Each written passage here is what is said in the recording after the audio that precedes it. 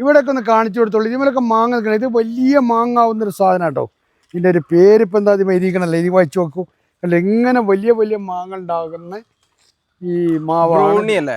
ബ്രോണി king അതന്നെ ബ്രോണി king. ഇതേപോലെ ഇത് മാങ്ങയോട് കൂടിയതല്ലേ. അതെ, നമുക്ക് റേറ്റ് ഒക്കെ എത്ര?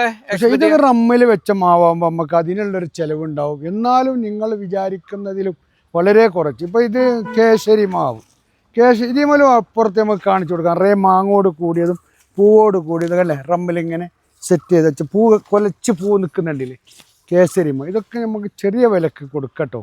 റമ്മിൽ വെച്ചതുകൊണ്ടാണ് ചെറിയൊരു വില. അല്ലെങ്കിൽ നമുക്ക് എന്താ പറയുക, അതിനും കുറച്ച് കൊടുക്കാം. വളരെ കുറച്ച് അത്ഭുതപ്പെടുത്തുന്ന വിലയിൽ നമുക്ക് കൊടുക്കാം. ഇവിടെ നോക്ക്, ഈ മാവുകളൊക്കെ, ഈ മാവിൻ്റെ മാങ്ങയുടെ രസം പഞ്ചാരക്കുൽസ് എന്ന് പറഞ്ഞൊരു മാവാണ്. എന്തോ ടേസ്റ്റുള്ള മാങ്ങ എന്ന് പറഞ്ഞ ആളുകൾ പറയുന്നുണ്ട്. അതൊക്കെ നമുക്ക് ഇത് ഗ്രോ ബാഗിലാണ് ഇത്രയും വലിയൊരു മാവ്, നമുക്ക് അതിൻ്റേതായ ഒരു വിലക്ക് കൊടുക്കും. ഇനി അതൊന്നുമല്ല, ചെറിയ വിലക്കുള്ള മാവുകളെ പരിചയപ്പെടുത്തി തരാം. ഒരു